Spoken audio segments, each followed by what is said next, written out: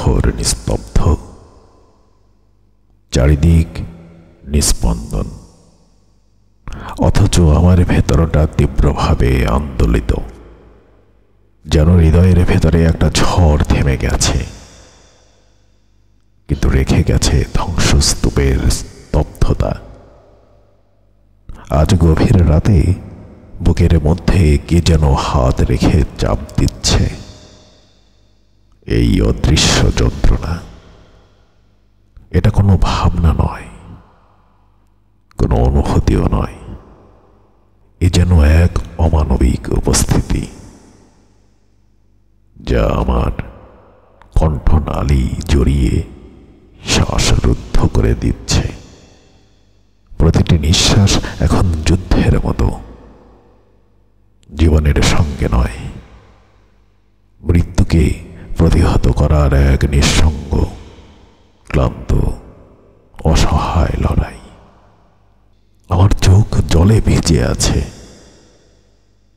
কিন্তু এ জল কাউকে দেখানোর নয়। এই অন্ধকারে, এই নিস্তব্ধ রাত্রিতে কেউ নেই দেখার মতো, বোঝার মতো তো দূরের কথা।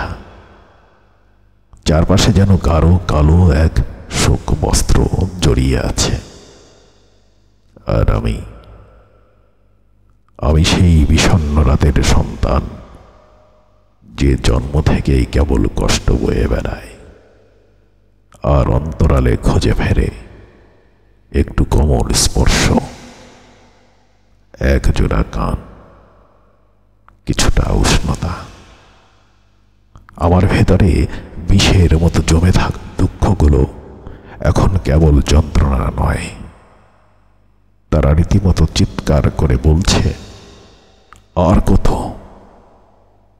তোমার জীবনের প্রতিটি পূর্ণতা আমার জীবনের এক একটি মৃত্যুর স্বাদ গ্রহণ করিয়ে দেয়।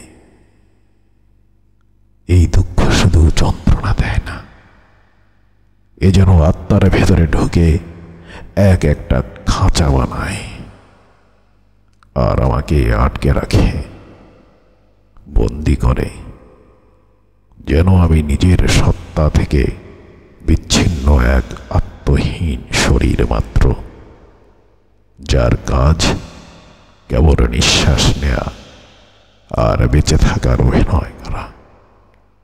এ জীবনের সবচেয়ে কঠিন অংশ হলো একাকী কাঁদা, যখন কাঁদতে গিয়েও বোঝা যায় কেউ দেখছে না, কেউ বুঝলেও বুঝবে না, আর সবচেয়ে নির্মম সত্য,